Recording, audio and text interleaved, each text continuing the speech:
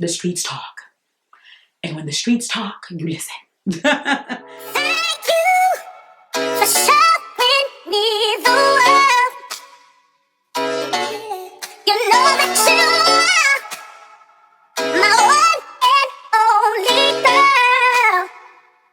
Got you in my ear saying, don't do me less to your head. What's up, YouTube? It's your girl, Jenny. I am elated to bring you this video and a change of scenery because your girl has reached a point in this pregnancy at 36 weeks where it's like comfort over scenery, because the way this out of breathness is going, I just need to take it all in, find my center, and try to breathe.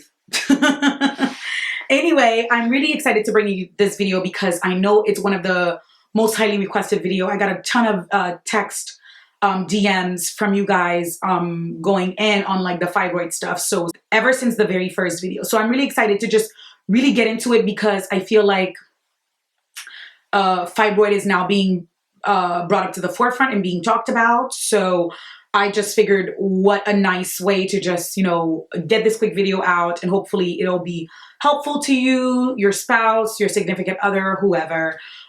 So yeah. Have them subscribe if they are not subscribed yet, darling. Let's get into it.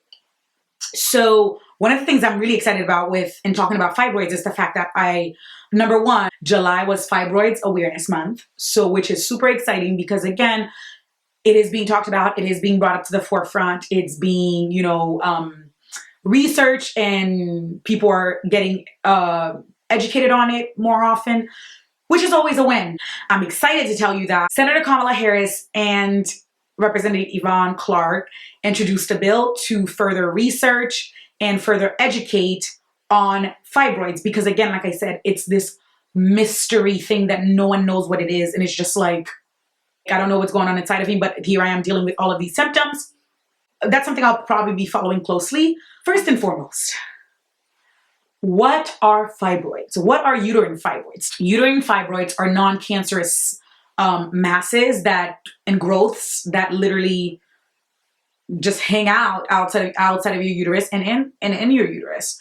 Very unfortunate for those that, you know, that it is in their uterus, because again, if the goal is to get pregnant, it makes it a higher risk. It makes it tricky because, like I was saying on the other video, the fibroids tend to, you know, fight with the fetus for growth. So, and usually the fibroids win. How do I get fibroids? Where did it come about? What?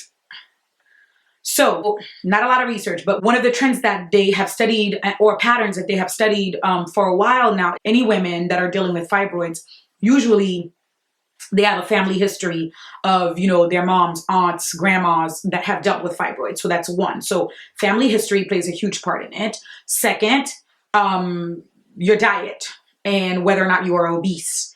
So again, we know that's linked. Again, if you are on a bad diet, heavy sugar, heavy carb, usually that's where, you know, fibroids thrive, or at least that's what I was told by my doctor. So again, that's the reason why we had to change our diet. Puberty. Just because. But a couple of the not so popular risk factors that I've heard, and one of them that was, for me, that motivated me to, you know, go natural, was the fact that I know fibroids is usually, in Black women especially, is usually linked back to relaxers. And I remember at 19 years old, my doctor had told me that, and I waved her off, and I was just like, are you sure? Has there been research? Again, there haven't been substantial research to link it back, but the streets talk. And when the streets talk, you listen. Feel like, ask your doctor, educate yourself. But these three main risk factors, again, family history, diet, or whether or not you're obese. And of course, like I said, once puberty hits, it just puts you at risk for it. So it's just very unfortunate that, you know, that's what it's come down to, because I know a lot of people, again, they're just like living their best life, and all of a sudden they're like crippled by so many other symptoms that comes with, you know, having fibroids. And speaking of symptoms, the most common symptoms are, again, the heavy bleeding, the long lasting periods, and I'm talking 7 to 14 days of bleeding. And of course, pelvic and back pain. Again, to you that might sound like, oh, back pain, pelvic pain. With fibroids, these are like tripled. The pain is tripled. And this is what's just so unfortunate about it, because a lot of people think, oh, I have my period, I'm supposed to have cramps. I have my period, I'm supposed to basically be just balled up in pain. No, that's not normal. That's not at all normal. I have my period, I'm supposed to have heavy bleeding. That's not at all normal. And that's a thing that we need to educate ourselves on, because again, we've heard our moms, our aunts, our cousins deal with it for so long. Heavy period, heavy bleeding, and we think that's what it's supposed to be. That's what, periods are supposed to be like. And that's not at all true. So again, the more that we educate, the more we research, the better it is. So with that, I'll be moving on to treatments. Treatments, again, as you guys know, there's a couple of things that I dealt with. I can only speak to the treatments that I was exposed to. Again, you can have a conversation with your OB to see what route is best for you, because I am not at all a doctor. Listen. I repeat, I am not at all a doctor. I can only share with you guys what I have been through and what's been helpful to me. And being the Haitian that I am, I'm also going to put in there some herbal, medicine, because they have helped me. So first and foremost, one of the things that my doctor did was put me on birth control, because according to her, it would help the growth of the fibroids over a certain period of time. And I think it helped you for two reasons, because again, I found out at 19 that I had fibroids, and then at 27, 8-ish is when I had my myomectomy. And so with that in mind, I think my fibroids would have grown more if I wasn't on birth control, if that makes sense. So I hope that's helpful. I'm not telling anybody to go get on birth control, please.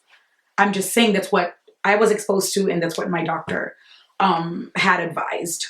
And as you guys know, secondly, surgery. So for me, surgery was the best thing, to be honest, because again, with surgery, you have 3 types of surgeries that you can do. You have the hysterectomy, which is for older folks who are done living their lives and they don't have plans on having kids or anything like that. They get rid of their whole reproductive system. If you're my age or younger, that's not the route you want to go into, I would assume.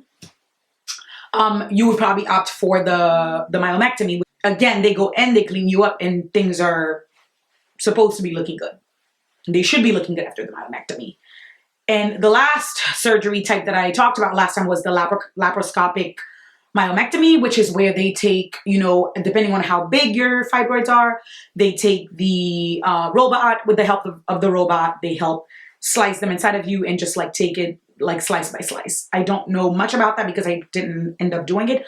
I've had friends that have done the laparoscopic myomectomy who ended up doing the regular myomectomy anyway. So I wouldn't go that route. Again, I am not a doctor, but this is just based on experience. So these are the types of treatments. So for me, this is like the medical treatments, and it's all good. One of the key treatments that I did, one of the 2 key treatments that I did while going through it was, and some of you guys might already be exposed to that, doing the castor oil packs. And that's, if you do your research, Google, that's one of the most popular treatments that there are, non-medical treatments. The castor oil packs, where, there is some kind of ingredients in the castor oil that helps just take out toxins. All I know is that the castor oil packs helped a little, especially in dealing with it during your period. Second, there is an herb called semi-contra. Semi-contra is the tea that I took after I had my myomectomy. So after I had my myomectomy, I wanted to ensure that the fibroids weren't going to come back. So even when they told me you were all cleaned up and you were ready to go, I still, wanted to do my due diligence. So I drank semi-contra tea every day.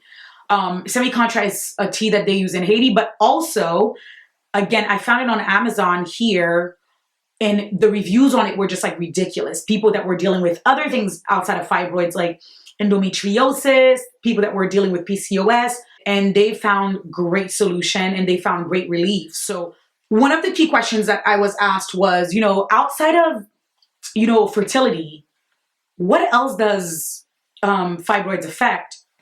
I mean, again, it doesn't have to affect just fertility, guys. I think one of the key things to keep in mind is the fact that it is stopping you from living your best life. Okay? You're in pain. And this pain, no matter what you do, it's not like, oh, I can just take a Tylenol and it's gone and I deal with it.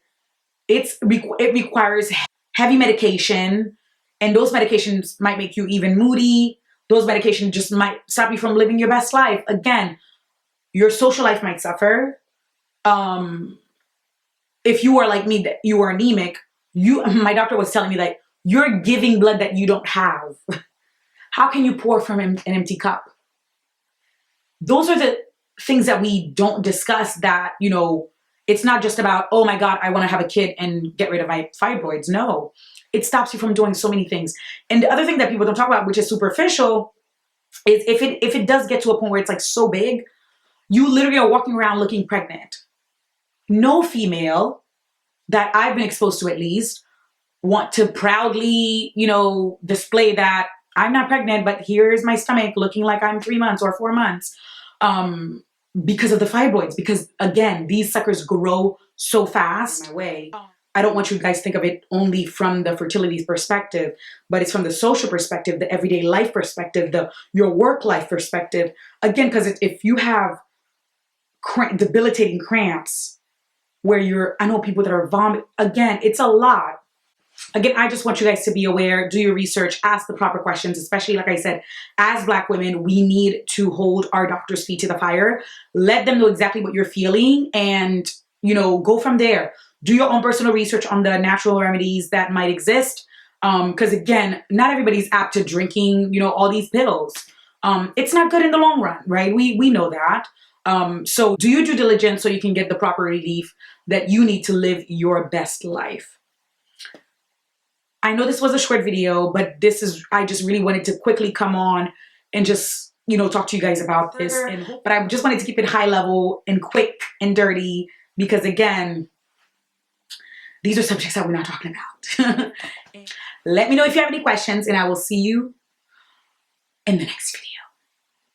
Au revoir.